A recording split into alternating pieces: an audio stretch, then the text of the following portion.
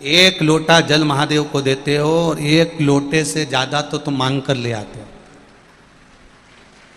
केवल एक लोटा देकर आते हो और उसमें से भी तुम ना जाने कितना कितना मांग कर, बाबा ऐसा कर देना, बाबा वैसा कर देना, बाबा ऐसा कर देना। तो भी कई कई लोग तो हमसे भी कहते हैं कि हमारे हमारे हमारे उस मार्ग में तो लोग कहते हैं कि भगवान से कुछ मांगना नहीं चाहिए।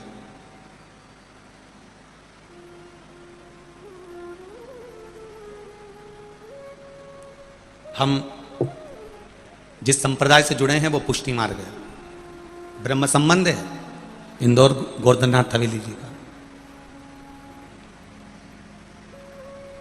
हमारे पुष्टि मार्ग में यहां तक कहा जाता है कि ठाकुर जी से कुछ नहीं मांगना, ठाकुर जी को देना पर मांगना नहीं।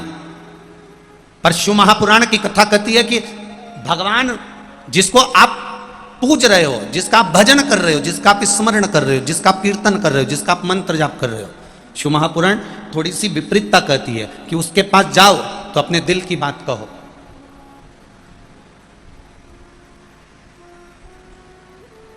यहां इतनी सारी माताएं बैठी है, पत्नी अपने पति को थाली में भोजन लगाकर देती है तो 2 रोटी रख देती है। मां अपने बेटे की थाली लगाती है तो कभी 2 रोटी नहीं रखती, उसकी थाली में 1 ही रोटी रखती है। तो क्या मां अपने बेटे की विरोधी है? क्या मां अपने बेटे से दुश्मनी रखती है?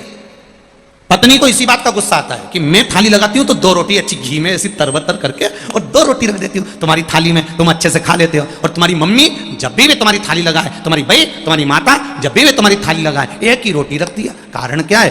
ये क्या कारण है? बहू तुम्हारी पत्नी तुम्हारी थाली में 2 रोटी रख रही है और मां उस भोजन की थाली में 1 रोटी रख रही है। उसका कारण कोई मां से पूछे तो मां बता सकती है। मां से पूछा गया कि मां तुम अपने बेटे की थाली में 1 रोटी क्यों रखती हो? तो मां कहती है कि मेरा बेटा जब भोजन करेगा और भोजन करते करते कहेगा मां आज दाल अच्छी बनी है, कड़ी अच्छी बनी है, ला 1 रोटी और ला, तो मां प्रसन्न हो जाती है कि मेरे बेटे ने मुझसे मांगा। अब तुमने तो पहले ही धर्म पत्नी ने 2 रोटी ऐसे घी में भिड़ा के, क्योंकि आलसन तो ठहरी, अब उसने कहा बार बार जाऊं नहीं, तो उन्हें से घी में भिड़ू के और 2 रोटी धर दी और 2 रोटी और सामने प्लेट में ले जाके धर दी। धरी हो ये निपटी जाए तो ये खा लीजो। अब 2 इधर रखी, 2 इधर रखी, भले वो सूख रही हो, पापड़ हो रही हो, कड़ली हो रही हो, उसे कोई मतलब नहीं। अब वो तो बढ़िया रोटी वोटी जिमा के, क्योंकि उसको भी जल्दी हो रही थी कि जल्दी खाएं तो मैं भी निपटाऊं। अब वो भी, पर मां मां होती है। 1 रोटी मां ने बनाकर थाली में दी, इंतजार करती है, बहुत धीरे धीरे रोटी बनाती है मां, बहुत धीरे, बनाने को गैस पे जल्दी बन जाए पर बनाएगी नहीं, बहुत धीरे से आवाज लगाएगा छोरा, मम्मी मां भाई ला जरा 1 रोटी और ला, तो बेसन क्या जोरदार बने आया, आज तो कड्डी क्या जोरदार बनी, ला 1 रोटी और ला। फिर मां 1 रोटी देगी, 1 रोटी मां ने दी, इसके बाद खाता खाता फिर मां ने कहा बेसन अच्छा बना छोरा, हाँ ले और दे दो। उन्हें जान करके बेसन 2 चम्मच डाला कि फिर वापिस 1 रोटी मांगेगा। बेसन की मात्रा बढ़ा दी, दाल की मात्रा बढ़ा दी, कड़ी की मात्रा बढ़ा दी, 2 चम्मच डाल दिया। फिर छोरा ने देखा मां थोड़ा बेसन ज्यादा गिरी गया है, एक काम कर 1 रोटी और ला दे, और मां से फिर रोटी मांगी, मां फिर रोटी ला के दी। उसी तरह जैसे बेटा अपनी मां से बार बार रोटी मांगता है, उसी तरह भक्त भोलेनाथ से बार बार कुछ मांगता है। ये मेरा शंभू, ये मेरा त्रिकालदर्शी, ये मेरा शिव है। भक्त भगवान से 1 लोटा जल चढ़ाता है और कहता है मेरी बहू के संतान ने, बाबा कहे पशुपति व्रत कर लिया, ये कर लिया, वो स्मरण करता रहा, अब संतान भी हो गई, फिर के मेरे छोरा की नौकरी नहीं। ये सुख और दुख, ये 2 पहलू हमारे जीवन में चलते रहते हैं। ये जब तक नहीं होंगे तब तक सुख का अनुभव नहीं होगा ना। मेरा भोलेनाथ कभी तुम्हारे सामने नहीं आएगा, मेरा ओगड़दानी, मेरा त्रिकालदर्शी, मेरा कैलाशी, मेरा अविनाशी, मेरा शिव तुम्हारे पास कभी नहीं आएगा। पर किसी ना किसी रूप में, किसी ना किसी के रूप में, कोई ना कोई के रूप में वो तुम्हारे पास आकर खड़ा हो जाएगा। किसी ना किसी रूप में वो तुम्हारे पास में आकर खड़ा होगा। उस समय आपको केवल जानना है कि मेरा महादेव नहीं आया, पर मेरा महादेव किसी को भेजा जरूर। मेरा महादेव नहीं आया है, पर मेरा महादेव किसी को भेजा जरूर है। उस समय हमको पहचान, उस समय हमको जान।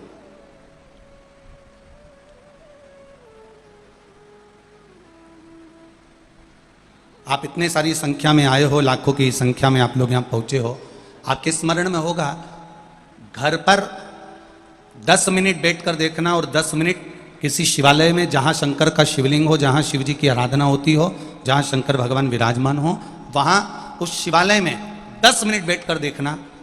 दुनिया की शीतलता, दुनिया की शांति, दुनिया का सबसे बड़ा सुकून कहीं मिले ना मिले, पर किसी शिवालय में जहाँ शंकर भगवान का शिवलिंग विराजमान है, उस शिवालय में थोड़ी देर जाकर बैठना, दुनिया की सबसे बड़ी शीतलता। ना वहाँ पंखा चलेगा, ना वहाँ कूलर चलेगा, ना वहाँ एसी चलेगा, ना वहाँ कुछ भी होगा, पर इतनी ठंडकता होगी, इतनी शीतलता, इतना आनंदता होगी कि आपको लगेगा कि यहाँ मेरा महादेव विराजमान है, स्वयं कैलाश पर्वत यहाँ पर विराजमान, स्वयं कैलाश पर्वत। शिव कथा कह रही है, जन्म देने वाला वो, मारने वाला वो, बचाने वाला वो। जैसे दधीची ऋषि की अस्थियों को लेकर चले गए देवता, और दधीची ऋषि ने अपने तन को भस्म कर लिया, और उनकी धर्म पत्नी सुभाष को मालूम पड़ा कि मेरा पति चले गया और मैं गर्भ से हूं, मेरे गर्भ में संतान है, और ये गर्भित संतान मैं क्यों जन्म दूं अब इस संतान को? इस संतान को जन्म देने से मुझे लाभ क्या है? इस संतान को जन्म देने से मुझे फायदा क्या है? जब मेरा पति चले गया तो इस संतान को मैं क्यों जन्म दूं? किस लिए जन्म? तो धर्मराज से विवाद करने लगा, लड़ने लगा। मैंने आप पर इतना भरोसा करा महादेव, और आप मुझे लेने के लिए नहीं आए? शंकर भगवान मुस्कुरा के बोले, 3 बार आया था। एक बार आया तो कहा यहाँ पानी बढ़ रहा है, चल ऊपर चल। दूसरी बार नाव लेकर आया कि बैठ जा नाव में चल, और तीसरी बार नहीं बना तो हेलीकॉप्टर से लटका के आया और कहने आया कि चल, अब तू ही नहीं जाए तो मैं क्या करूं? तो शंकर भगवान ने जैसे ही कहा तो ये संत बोला कि वो तुम ही थे। भोलेनाथ जी बोले, मैं अपने असली स्वरूप में कभी नहीं आता, किसी ना किसी रूप में मैं तेरे पास पहुंच जाता हूं। मैं इशारा करता हूं, मैं तुझको इशारा करता हूं, मैं तुझे बुलाने का प्रयास करता हूं, मैं तुझे किसी ना किसी रूप में पुकारने का प्रयास करता हूं। आज अगर ये कथा हो रही है, श्री विशाल जगदीश जी पटेल परिवार अगर इस कथा को करा रहा है, तो आप तो ये समझो ना कि शंकर भगवान को इशारा करना था, शिवजी को बेटमा वालों पर कृपा करना थी, इसलिए महादेव ने ये कथा यहां बेटमा वो बुलाता है, जाला दे देकर बुलाता है कि आओ आओ, बैठो, सत्संग करो, भजन करो, कीर्तन करो। 84 लाख योनियां काटने के बाद ये मनुष्य की देह मिली है। 84 लाख योनियां काटने के बाद ये मानव का शरीर मिला है। 84 लाख योनियां काटने के बाद ये मनुष्य की देह प्राप्त हुई है। इस मानव की देह को पहचान लो, इस मानव की देह को जान लो। जिसने इस मानव की देह को जान लिया उसका जीवन सार्थक हो गया। उसको पहचानो। क्या चाहिए मेरे भोलेनाथ जी को? इस व्यासपीठ से कभी आपको कहा हो कि शंकर भगवान को तुम 56 भोग लगाओ? कभी इस व्यासपीठ से कहा हो कि शंकर भगवान को अंबर पीतांबर दो? कभी इस व्यासपीठ से कहा हो कि शंकर भगवान को इतना हीरा दे दो, कि सोना दे दो, कि चांदी दे दो, कि इतनी दौलत दे दो? कभी इस व्यासपीठ से ये नहीं कहा कि इतना धन, इतनी दौलत, इतनी संपदा, इतना वैभव दो। इस व्यासपीठ से केवल इतना कहा कि थोड़ा सा समय निकालकर 1 लोटा जल मेरे महादेव को दीजिए। वो जल अगर महादेव को दोगे तो निश्चित है कि महादेव भी आपके दरवाजे पर खड़े मिलेंगे। ज्यादा महादेव को कुछ दिया नहीं आपने, केवल दिया तो केवल 1 लोटा जल मेरे महादेव को समर्पित किया। केवल 1 लोटा जल महादेव को।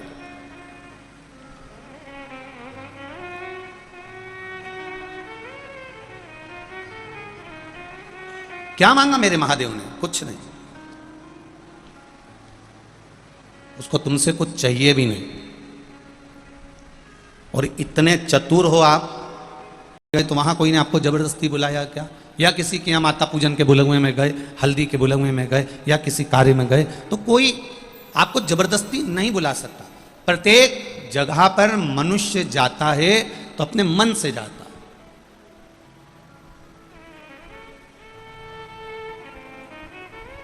प्रत्येक जगह पर अगर मानव का देह जाएगा, मनुष्य जाएगा तो अपने मन से जाएगा।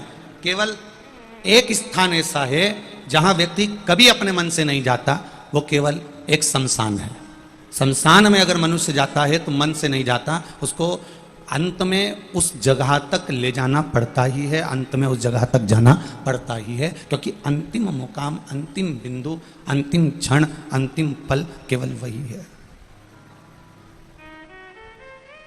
केवल वही है, उसके सिवा कुछ। और अंत समय प्रभु आना पड़ेगा, वचन दिया तो निभाना पड़ेगा, आए ना आए प्रभु कुटुंब कबीरा, अंत समय प्रभु आना पड़ेगा, वचन दिया तो निभाना पड़ेगा। अंतिम बिंदु है जहां पर व्यक्ति जाना नहीं चाहता तो भी उसको जाना पड़ेगा, और यदि वो नहीं जाएगा तो भी उसको परिवार वाले बांध कर लेकर चले जाएंगे, परंतु उसको वहां तक जाना ही है, उसको अंत बिंदु तक पहुंचना ही है, वहां जाना ही है।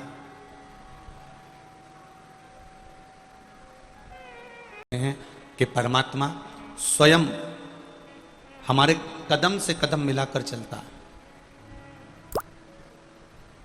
पर दो मुंहा बात करने वाले के साथ परमात्मा कभी कदम से कदम मिलाकर नहीं चलता। एक व्यक्ति वो होता है जो जन कल्याण का स्मरण करे, जैसे आप लोग बात बात में कह देते हो विश्व का, अरे बोलो जम के, विश्व का कल्याण हो। अब आपने तो कह दिया विश्व का कल्याण हो, पर सबसे पहले वो विश्व का कल्याण कहने की बात जरूर करता है, विश्व का कल्याण कहने की बात को वो ध्यान भी रखता है, पर सबसे पहला कल्याण अगर वो चाहता है तो अपना चाहता है कि पहले कल्याण मेरा हो, फिर बाद में विश्व का।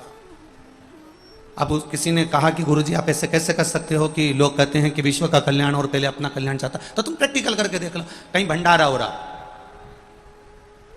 कहीं भंडारा हो रहा, आज साहब हनुमान जी के मंदिर में भंडारा है, आज साहब ठाकुर जी के मंदिर में भंडारा है, आज साहब यहाँ पर अन्नकूट है, यहाँ भंडारा है, तो आप कैसे कह सकते हो कि विश्व का कल्याण कहने वाला पहले अपना कल्याण। हाँ, ये कहीं भंडारा हो रहा है, भंडारा हो रहा है और भंडारा चल रहा है, और उस भंडारे में आप कह रहे हो कि हमने विश्व के कल्याण के लिए, जगत के कल्याण के लिए ये भंडारा रखा, पर देखा जाए तो भंडारा जैसे ही चालू हुआ 2 पंगत पूरी हुई और तीसरी पंगत में तुमने पॉलीथिन में नुक्ती भर के, पूड़ी भर के, सेव भर के अलग रख दिया, और जैसे ही पहचान वाला आया पहले उसको उठा के दे दिया, घर ले जा, घर ले जा, घर ले जा।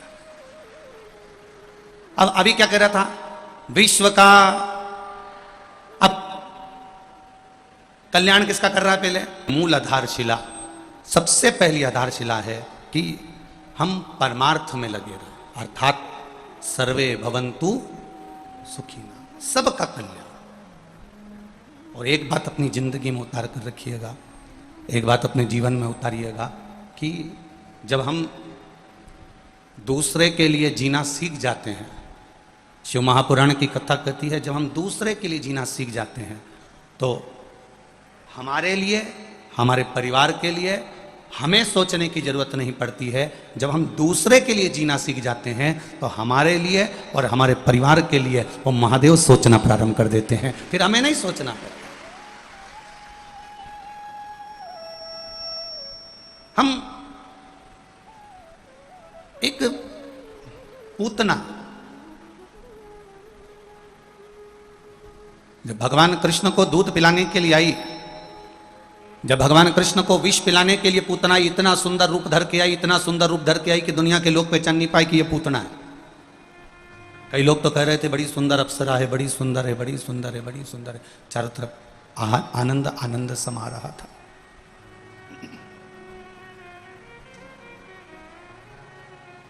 कई लोग कह रहे थे बड़ी सुंदर है। अब पूतना का चित्र सुंदर है, पूतना दिखने में सुंदर है, पर शिव महापुराण की कथा कर रही है कि पूतना का चित्र सुंदर हो सकता है, पर भगवान को विष पिला रही है, छोटे छोटे बच्चों को विष पिला रही है। इसका चित्र सुंदर हो सकता है, पर इसका क्या चरित्र सुंदर होगा क्या? बोलो री बेटमा वाली चीजें हो सकता है क्या? नहीं। इसका चित्र सुंदर है पर चरित्र सुंदर नहीं है। पर शास्त्र कहता है कि चित्र पर मत जाना, जाना तो चरित्र पर जाना। जिसका चरित्र सुंदर होगा वो दुनिया का एक आनंद कर जाएगा। चित्र की सुंदरता मूल नहीं है, चित्र की सुंदरता में मूलता नहीं है, चित्र की सुंदरता में वो आनंद की अनुभूति नहीं है। सबको देखना क्या सुंदर सुंदर दिखते हैं, और एक मेरे महादेव को देखना, गले में सांप, कानों में बिच्छू, ततैया का झुंडा, सिर पे जटा, तन पर भस्म, मृगछाला लपेटे हुए, डमरू, श्रृंगी, भृंगी, नंदी, सारे गण पास में, सबकी सब साथ में। जरा शंकर जी के अगर चित्र को देखोगे तो शंकर भगवान का चित्र इतना सुहाना नहीं लगेगा, क्योंकि उनके साथ में सांप भी है, बिच्छू भी है। कोई कोई को अगर दिखाओगे तो उनको भय भी लग जाएगा कि बताओ क्या देवता ऐसे होते हैं जिनके पास सांप होता है, जिनके पास डमरू होता है, जिनके पास त्रिशूल होता है, जिनके कानों में बिच्छू होता है, ततैयों का झुंडा होता है, मृगशाला पर बैठे होते हैं, तन पर भस्म रमा होता है। भले चित्र कैसा भी हो मेरे महादेव का, पर शिव महापुराण की कथा कहती है मेरे महादेव के चरित्र के आगे सारी दुनिया फीकी है, सारी दुनिया फीकी है। क्योंकि मेरा महादेव का जो चरित्र है, मेरे महादेव का जो एक आनंदमय स्वरूप है, ये सुख प्रदान करने वाला, ये आनंद देने वाला, उस पर किया गया भरोसा, उस पर किया गया विश्वास, उस पर किया गई दृढ़ता कभी हमें डूबने नहीं देती। पर भगवान इशारा करते हैं और हम समझ नहीं पाते। भगवान ने इशारा करा, हमने नहीं समझा। देपालपुर में कथा हुई, देपालपुर कथा होने के बाद में यहां बेटमा में कथा हुई। अब भगवान इशारा करते, एक पत्र आया है, इस पत्र में देखिए उन्होंने लिखा है, नाश्ते की प्लेट है और पीछे पत्र है, ठीक है।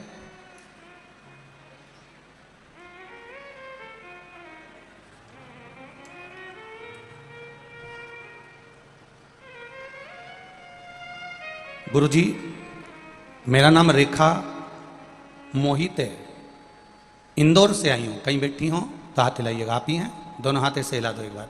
श्री शिवाय नमस्तुभ्यम। एक बार वापिस हाथ हिलाइए। कि बहू भी मेरे साथ आती थी, उसकी संतान नहीं थी, उसका गर्भ नहीं ठहर रहा था, बहुत परेशान हो गए थे। तो मैंने उससे कहा था कि तू चल, शिव महापुराण की कथा में एक बार बैठकर कथा सुनते हैं। गुरुजी कहते हैं कि पंडाल में बैठकर कथा सुनने वाले जो दिल से मांगते हैं उसको बाबा वो देता ही है। 3 महीने की भी देरी नहीं करता, बाबा प्रदान करता है। मैं अपनी बहन की बहू को कथा सुनाने के लिए इंदौर के पंडाल में ले जाकर बिठाती थी। बहुत भीड़ थी, हम लोग जहाँ जगह मिल जाती वहाँ बैठ जाते, कथा सुन लेते। बाबा की कृपा ऐसी हुई, जहाँ संतान का सुख नहीं था, मैंने उससे कहा बस यहीं पर बैठकर कथा को सुनते सुनते बाबा से प्रार्थना कर। श्री शिवाय नमस्तुभ्यम का जाप किया, बाबा से प्रार्थना करी। आज हम बाबा को प्रणाम करने आए हैं, क्योंकि हमने बाबा से कहा था कि अगर इसका गर्भ ठहर जाएगा तो जहाँ भी कथा होगी पास में वहाँ प्रणाम करने जाएंगे। मेरी बहन की बहू का गर्भ ठहर गया, इसलिए हम यहाँ प्रणाम करने आए हैं। ये शिव तत्व है। बैठिए बहन, हर हर महादेव। शिव तत्व इसी को कहते हैं। तेरी कृपा बिना न हिले एक भी अणु, लेते हैं श्वास तेरी कृपा से तनो तनो। बखान क्या करूं मैं राखों के ढेर का, चपटी भभूत में खजाना कुबेर का। हे गंगधार मुक्ति द्वार ओमकार तू, भोले ओमकार तू। आयु शरण तिहारी शंभो तार तार तू। अभी कथा में कहा मेरे भोलेनाथ ने, मेरे उगरदानी ने, मेरे त्रिकालदर्शी ने, मेरे कैलाशी ने, मेरे अविनाशी ने, मेरे कुबेरेश्वर महादेव ने, मेरे भंडारी महाकाल राजा ने, मेरे ओमकार नाथ ने, मेरे सिद्धेश्वर नाथ ने आपको मौका दिया है कि पंडाल में बैठकर शिव महापुराण की कथा सुनते सुनते अपने दिल की बात महादेव से कह दो। ये मौका फिर नहीं मिलना। अपने हृदय की बात, अपने चित्त की बात, अपने मन की बात देवादिदेव महादेव से कही जाए।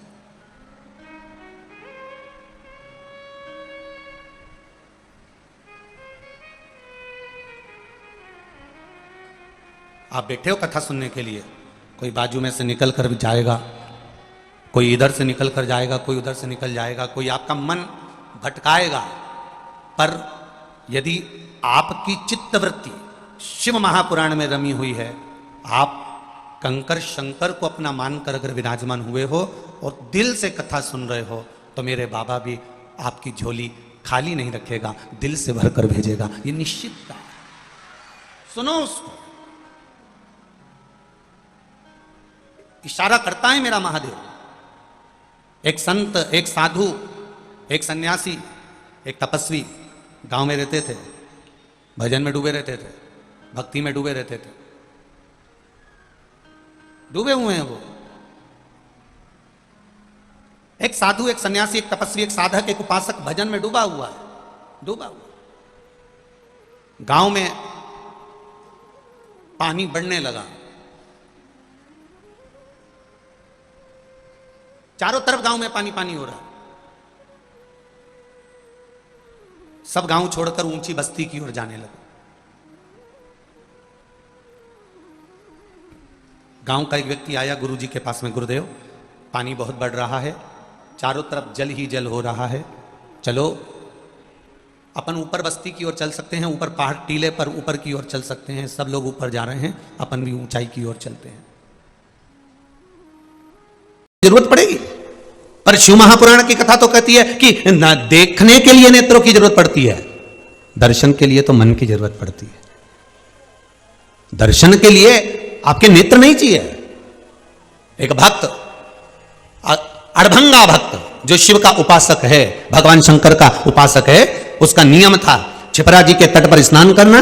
राम घाट पर गया, छिपरा जी में स्नान करा और स्नान करने के बाद माता हरसिद्धि का दर्शन करा। हरसिद्धि का दर्शन कर हरसिद्धि के पास से एक पुष्प लेता और एक पुष्प गुलाब का उठाकर, साधारण सा पुष्प उठाकर भगवान महाकाल के मंदिर में पहुंच जाता और महाकाल के मंदिर में पहुंचकर बाबा देव आदिदेव महादेव से बस एक निवेदन करता, बाबा हरसिद्धि माता ने भेजा है पुष्प।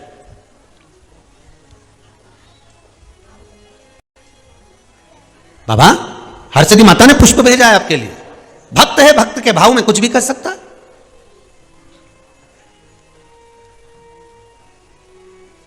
कई लोग जब कुबेरेश्वर धाम आते हैं, अभी तो लॉकडाउन चल रहा है, लॉकडाउन क्या, अभी तो कोरोना महामारी चल रहा है, तो इसके अंतर्गत सरकार की जो गाइडलाइन है उसका पालन करते हुए मंदिर देवालय आदि जगह पर भीड़ नहीं होना चाहिए।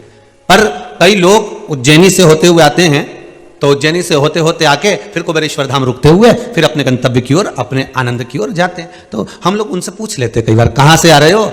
मस्तक पर तिलक लगा हुआ है, चंदन लगा हुआ है, तो बड़े प्रसन्न होकर बताते, गुरुजी उज्जैन गए थे, गुरुजी हम महाकाल का दर्शन करने गए थे, गुरुदेव हम ओमकारेश्वर से आ रहे हैं, हम नेत्रंबक से आ रहे हैं, हम उज्जैनी से आ रहे हैं। चेहरे की प्रसन्नता बता देती है कि शंकर के प्रति पूरे ये छिपरा जी नहाए कि ना नहाए, पर यह पक्का है कि ये शंकर की नगरी में जाकर शंकर की उस रज में नहाकर जरूर आ गए हैं। ये पक्का हो गया कि उस रज में लोट जरूर लगाकर आ गए। ये उज्जैनी होकर आए तो ये नहाकर आए।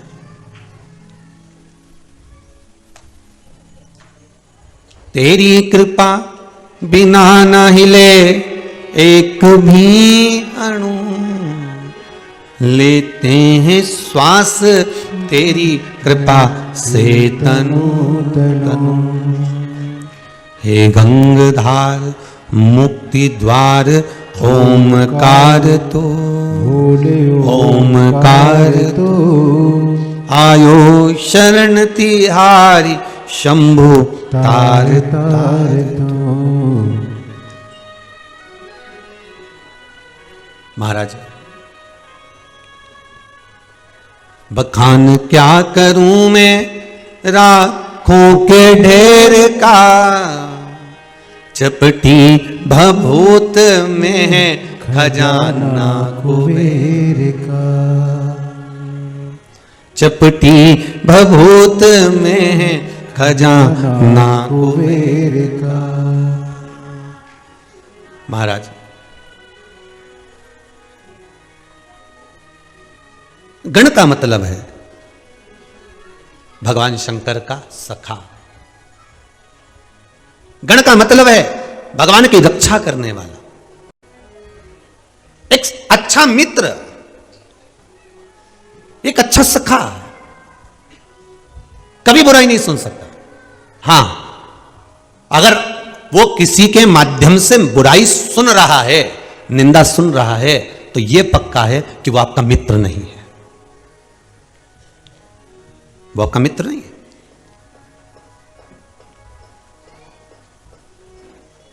एक व्हाट्सएप पर एक मैसेज पढ़ा था, आपने भी पढ़ा होगा, क्योंकि कोई भी चीज डाली जाती है तो कम से कम 100, 200, 500 तक तो पहुंची जाती होगी। एक मैसेज में लिखा था, एक बालक ने एक अपने जिसको वो स्नेह करता था उसको मैसेज डाला कि अब मैं जा रहा हूं प्राण त्यागने के लिए। तो जिसको वो स्नेह करता था, प्रेम करता था, उसने मैसेज डाला, मैं आ जाती तुम्हारे साथ में, पर पापा घर पर हैं इसलिए मैं आ नहीं सकती, कुछ परेशानी है, नहीं आ सकती। एक मैसेज उसने अपने मित्र को डाला, मैं जा रहा हूं मरने के लिए। तो मित्र ने मैसेज डाला, लोकेशन भेज, मैं अभी आ रहा हूं, दोनों एक साथ मरेंगे। मित्र एक गण का काम कर जाता है, केवल मित्र मित्र नहीं होता। शंकर भगवान ने अगर जितने गण हैं, शंकर भगवान के माता पार्वती जी ने ब्याह के समय पर पूछ लिया, माता पार्वती जी ने मंगल विवाह करा, शादी हो रही थी, माता पार्वती जी की भांवर डल रही थी, और भांवर डलते समय भगवान शंकर को किसी चीज की जरूरत पड़ी तो उन्होंने गण को बुलाया, आवाज नहीं लगाई, ब्रह्मदेव को आवाज नहीं लगाई, इंद्र को, वरुण को, गरुण को, 33 कोटि देवताओं को भगवान आवाज नहीं लगा कि मेरे को इस चीज की जरूरत है, तुम ला कर दो। जैसे दूल्हे के साथ में अगर रात भर फेरे के समय पर, विवाह के समय पर कोई बैठता है तो भाई नहीं बैठता, बंधु जो साथ में होंगे, रिश्तेदार, वो भी थोड़ा दूर बैठेंगे, पर जो दूल्हे का खास दोस्त होता है, मित्र होता है, जिसको हम सहज भाषा में गण कह दें, जो होता है वो नजदीक में बैठता, बिल्कुल दस के। उसने कहा जरा रुमाल देना, उसने रुमाल दिया, जरा सामान देना, उसने सामान दिया। बोलो सही है कि गलत है?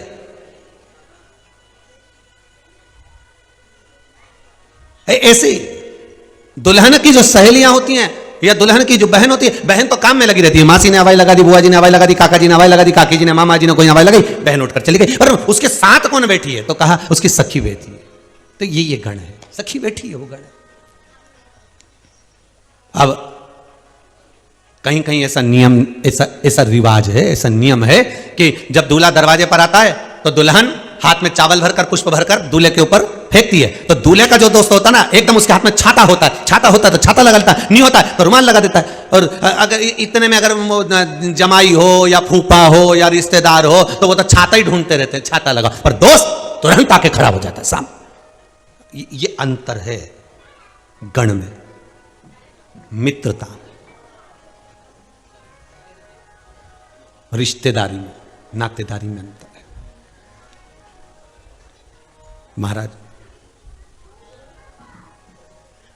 भगवान को पाना, फिर वही प्रसंग आ गया कि मंदिर में दर्शन करने के लिए नेत्र की जरूरत पड़ती ही नहीं है। भगवान का दर्शन कभी नेत्र से नहीं हुआ, नेत्रों से तो देखा जाता है, पर दर्शन दिल से करा जाता है, हृदय से करा जाता है, मन से करा जाता है, मन से कर सकता है। भगवान का दर्शन केवल मन से होता है, केवल मन से।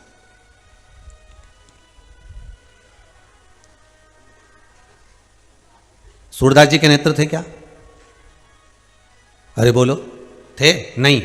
एक बार श्री जी बाबा को, ठाकुर जी को, भगवान कृष्ण को, गोवर्धन नाथ जी को एक बार सूरदास जी को ले जाकर बिठा दिया कि बताओ भगवान ने आज कौन से कपड़े पहने, कौन से आभूषण पहने, कौन से वस्त्र धारण करें, कौन सा श्रृंगार आज भगवान श्री जी बाबा ने, गोवर्धन नाथ जी ने, ठाकुर जी ने हवेली जी में करा है। सूरदास जी ने, आंख नहीं थी, नेत्र नहीं थे, सूरदास जी ने लिख दिया था आज हरि नंगम नंगा। आज भगवान ने कोई कपड़े ही नहीं पहने, आज भगवान तो नग्न खड़े हुए। सूरदास जी से पूछा तुम्हें किसने बताया कि आज भगवान ने कपड़े नहीं पहने? जब तुम घर से चले थे कोई ने बताया था कि आज भगवान ने कपड़े नहीं पहने, वस्त्र नहीं पहने, आभूषण नहीं धारण करें, आज भगवान ने कोई वस्त्र धारण नहीं करा? सूरदास जी बोले कि कोई बताता नहीं है मुझको। तो फिर ये भीतर के जो नयन है ना, ये मन है ना, ये दर्शन कर लेता। नेत्र केवल देखते, कानों में लिखना शब्द गुरु का, कानों शब्द गुरु का श्रवण में।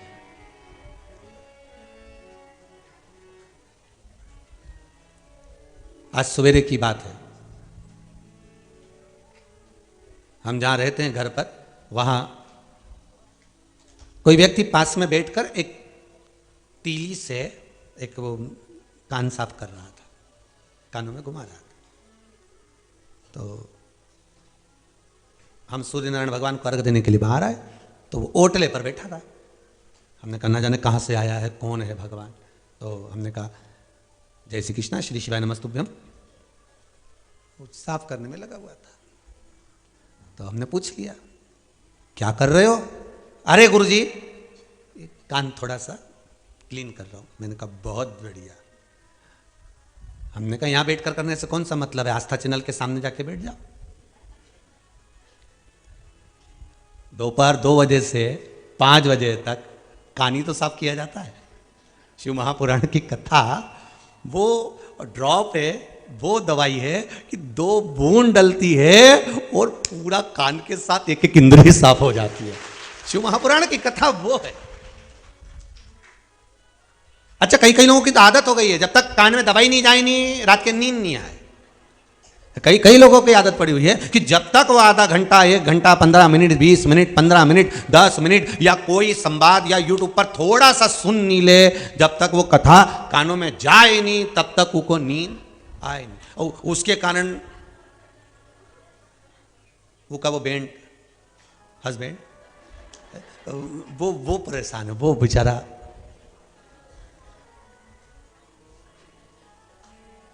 अच्छा बड़े वो कह देता है सो जा, बस 5 मिनट और, कुछ अच्छा बोलने वाले तुम सुनो अच्छा बोलने वाले तुम 5 मिनट और वो उन्हें आवाज तेज करके रखिए इधर, तो आवाज तो कम कर ले। बाहर मम्मी भी सुन रही है, तुम सुनो। तो अभी तक तो महाराज कुछ नहीं बोला। अच्छा, इन दोनों के जो संवाद होते हैं ना बड़े विचित्र होते हैं। एक पत्नी अपने पति से बोली, सुनो मुझे आने में थोड़ी देर हो जाएगी, तुम कपड़े धो लोगे क्या?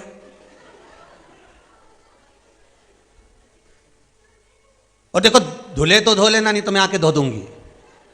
अब पति 4 घंटा टेंशन में है कि किसको धोने का बोला इसने, कि तुमसे धुले तो धो देना, नहीं तो मैं आके धो दूंगी। अब ये कपड़े धोएगी मुझे, अब वो टेंशन में है, धोएगी क्या? अच्छा, एक ही शब्द बोला उसने, वो सबसे भारी बोला, तुमसे धुले तो धो लेना, नहीं तो किन्हीं बोल के गई ये बाद में धोएगी। तो इससे अच्छा है कि अपन पहले ही धो दो। तो शब्द एक ही बोलती है, उसकी आदत है कम बोलती है, और बोलती भी ऐसा है कि अच्छा कान का कीड़ा झड़ जा जब वो बोले। इसीलिए तो कहते हैं बहू बहुत बढ़िया है गुरुजी, इतनी जोरदार बहू मिली है, भगवान की कृपा है, खूब सेवा करती, खूब अर्चना करती, खूब कथा सुनती, खूब दान करती, खूब पुण्य करती। बहुएं कभी बुरी नहीं होती गुरुजी, बहुत अच्छी होती है। और वास्तवता है बहू जैसी बहू नहीं होती है गुरुजी, बहुत बढ़िया बहू है। बस महीने भर में एक बार मुंडा से ऐसी बोले कि पूरा महीना का करा धरा सब पानी फेर बोलती, बस बाकी सब बढ़िया गुरुजी, एकदम बढ़िया। पर गुरुजी ऐसा कुछ करी दो नहीं कि इसका मुंडा बने। तो गुरुजी बोले इका एक ही काम है, अगर उसका मुंह बंद करना है तो अपना मुंह बंद कर, बस बहुत। महाराज अब मंदिर जाओ, देवालय जाओ, मना नहीं, तीर्थ जाओ, मना नहीं है, पर भगवान का दर्शन करने के लिए जा रहे हो तो देखने वाले नेत्र लेकर मत जाना, उस मंदिर में दिल लेकर जाना, मन लेकर जाना। महाराज शब्द निकलता था, उसी को लोगों ने शोर कहा। क्या कहते हैं? शोर हो रहा है। शोर हो रहा है मतलब बहुत चिल्ला रहा है, शोर हो रहा है, आवाज आ रही है बहुत तेज तेज, बहुत चिल्ला के बात करते हैं, शोर हो रहा है। शंकर भगवान के गण जब बोलते थे तो देवता कानों पर हाथ रख लेते थे, क्योंकि वो बोलते ऐसा थे, ऐसा ऐसा कि आसपास में कहीं का खड़ा हो नहीं तो ये कान के पर्दे फट जावे। पर उनकी बात शिव समझ जाते थे कि ये बोल क्या रहा है।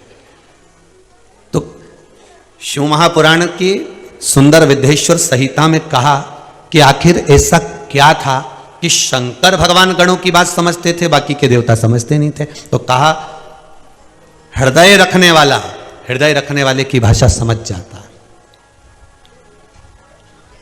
बोलो समझता है कि नहीं समझता? एक मां का छोटा सा बच्चा मात्र 5 महीने 6 महीने का 8 महीने का बच्चा, 8 महीने का भी जाने दो तुम तो, 10 महीने का बच्चा, 12 महीने का बच्चा, 10 महीने का, 12 महीने का, 8 महीने का बच्चा रो रहा है, मां को समझ में आता है कि नहीं आता है मेरे बच्चे को क्या हुआ है? दादी कहेगी पेट दुख रहा होगा, मां है वो भी, दादी घर की बुआ, घर का बुजुर्ग, वो भी मां है। मां बच्चे को लेकर टहल रही है, रो रहा है, बहुत रो रहा है, मां रो रही है, माता की आंख में से आंसू निकल रहा है, क्यों? मेरा बच्चा रो रहा है। और रोते रोते मां फिर ध्यान करती है, इसको हुआ क्या है? लाला तुझे हुआ क्या है? लाला बोल नहीं सकता, बच्चा बोल नहीं सकता, बच्चा कह नहीं सकता, पर रो रहा है। तो मां जान जाती है इसका पेट दुख रहा होगा, इसको कुछ तकलीफ होगी, सर्दी बहुत है, ठंड बैठ गई होगी, तपाएगी, ले जाएगी, कपड़ा गर्म करेगी, तवा पर डालेगी, जल्दी से पेट को सेकेगी, शरीर को सेकेगी, ऊनी कपड़े पहनाएगी, उसको ठंड के वस्त्र पहनाएगी, बच्चा रोना बंद कर देगा, मां को लगेगा मेरा बेटा ठीक हो गया। हृदय चित्त जहां जुड़ा होता है, दिल जहां लगा होता है, मन जहां लगा होता है, वहां कहा नहीं जाता, समझा जाता है।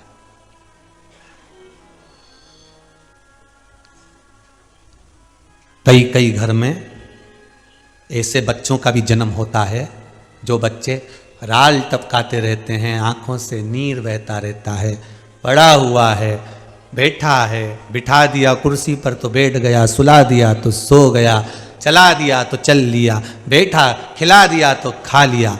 आपके भी मोहल्ले में, आपके भी क्षेत्र में, आपकी भी कॉलोनी में, आपकी भी सोसाइटी में, आपके भी गांव में, नगर में कहीं कहीं ऐसे बच्चों को देखा होगा। अब उन बच्चे ना तो कह सकते हैं, बड़े होने के बाद भी ना बोल सकते हैं, ना अपनी तकलीफ को बयां कर सकते हैं, ना बोल पा रहे हैं, फिर भी रिश्तेदार कह देंगे अपने बच्चे को संभालो। केवल एक घर में मां ऐसी होती है जिसने गर्भ में रखा होता है उस बच्चे को, तो वो मां उस बच्चे की गण और बेस्ट फ्रेंड होती है, तुरंत कह देती है इसने कुछ गंदगी कर दी होगी, बोल नहीं पा रही, आंख से आंसू बहा रही है, आ कर चिल्ला रही है, इसको कुछ चीज की जरूरत होगी। मां पहचान जाएगी और तुरंत आएगी, हाथ फेरेगी बच्चे पर, क्योंकि मां के लिए वो बच्चा बुरा नहीं है। मां का अगर मां उसको गर्भ में रखी है तो बच्चा उसकी जान है। मां कह देगी बेटा क्या चाहिए, वो बस राल टपका रहा है, नेत्रों से नीर बहा रहा है, और मां पहचान जाती है इसको किस चीज की जरूरत है। वो तोड़ती है, लाती है, चम्मच से उसको खिलाना चालू कर देती है, बच्चा आंख से आंसू बहाना बंद कर देता है, चिल्लाना बंद कर देता है। मां जान जाती है इसका भोजन का टाइम हो गया,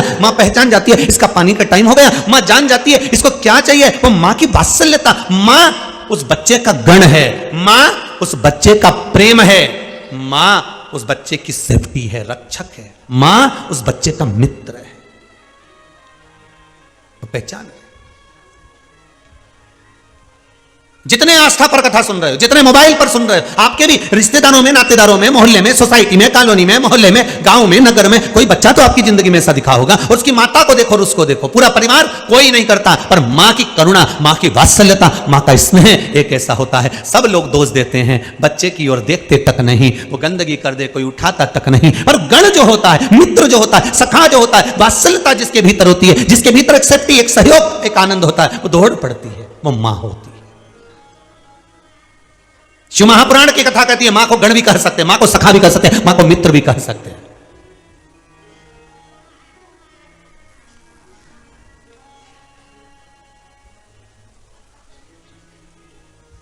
अब कहोगे दिल से, वो सुनेगा। उसको क्या चाहिए? महाराज शिव महापुराण की कथा कहती है जितने 33 कोटि देवता हैं, 33 कोटि जितने देवता हैं, उन देवताओं से भी ज्यादा, कहते हैं शंकर भगवान की जब शादी हुई थी तो रिसेप्शन कोई एक दिन तक ही नहीं चला था। आज पूर्व के गण, तो दूसरे दिन पश्चिम के गण थे, फिर उत्तर के, फिर दक्षिण के गण थे, फिर नीचे के, फिर ऊपर के गण थे, मध्य के गण बाद में आए थे। 33 कोटि देवताओं को तो शंकर भगवान ने कजन कितने साल बाद रिसेप्शन दिया था, जिसको तुम लोग सिल्वर जुबली और गोल्डन जुबली कहते हो, जिसको आप लोग कहते हैं ना 25वीं शादी की सालगिरह, आज अभी हमारी 50वीं शादी की सालगिरह। ये सिल्वर और गोल्डन, ये शंकर भगवान ना, उनके जब रिसेप्शन चालू हुआ था भोलेनाथ जी का, कई वर्ष निकल गए थे साहब, कई वर्ष। अभी तो गणी जीम रहे थे।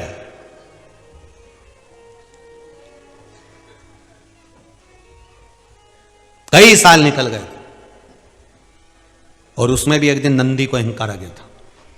अब बताओ, शिव जी का गण जिस पे बैठ के महादेव रोज घूमने जाए, और वो नंदी को अहंकार आ गया। एक दिन फिर सबने, नंदी ने ब्रह्मा जी से कह दिया, ब्रह्मदेव, ए ब्रह्मदेव। ब्रह्मा जी बोले क्या बात है? अब ब्रह्मा थे। एक बार किसी ने पूछा, ये नारद जी में इतनी बुद्धि कहां से आई कि हर घर में आग लगा जाते हैं, जहां जाते हैं वहां कुछ ना कुछ ऐसा बोल ही आते हैं कि आग लग जाती है। नारद जी को, जब देवऋषि नारद हैं तो इनमें तो अच्छे संस्कार होना चाहिए, तो ये आग लगाने का क्रम इनके पास आया कहां से? तो नारद जी कौन है? ब्रह्मा जी के मानस पुत्र। तो ब्रह्मा जी, अब ब्रह्मदेव भी कम थे क्या, जो भगवान विष्णु के सामने जाकर करें कि तुम्हारे पिता कौन है? भगवान विष्णु ने कहा मेरे पिता भगवान शंकर है। शंकर हैं तो वो कैसे हैं? दोनों ने जब पर्वत घुमाया तो शिवलिंग प्रकट हुआ, शिवलिंग तो प्रकट हो गया। अभी भी शंकर भगवान कह रहे हैं मैं भगवान विष्णु का पिता हूं, तो ब्रह्मा जी मानने को तैयार नहीं कि इनके चरण का तो सिर का। अब दोनों देखने का लिखा, तो भी नहीं मान रहे, तो झूठ बोलना चालू कर दिया। अब बोलना चालू कर, तो ब्रह्मा जी ने उसी समय नंदी को थोड़ी सी बुड़की मारी, थोड़ी सी फूंक दे। अब थोड़ी सी फूंक ब्रह्मा जी ने नंदी को दी। नंदी, ओ नंदी, कितना काम करता है, शंकर जी के मुंह से निकला नहीं और तू दौड़ के गया नहीं। ऐसे ब्रह्मा जी जैसे, नारद जी जैसे कहीं कहीं अपने घर में भी रिश्तेदार आ जाते हैं, वो एक ही बुड़की मार के जाते हैं। तू अकेली करती रहती है, तू अकेली।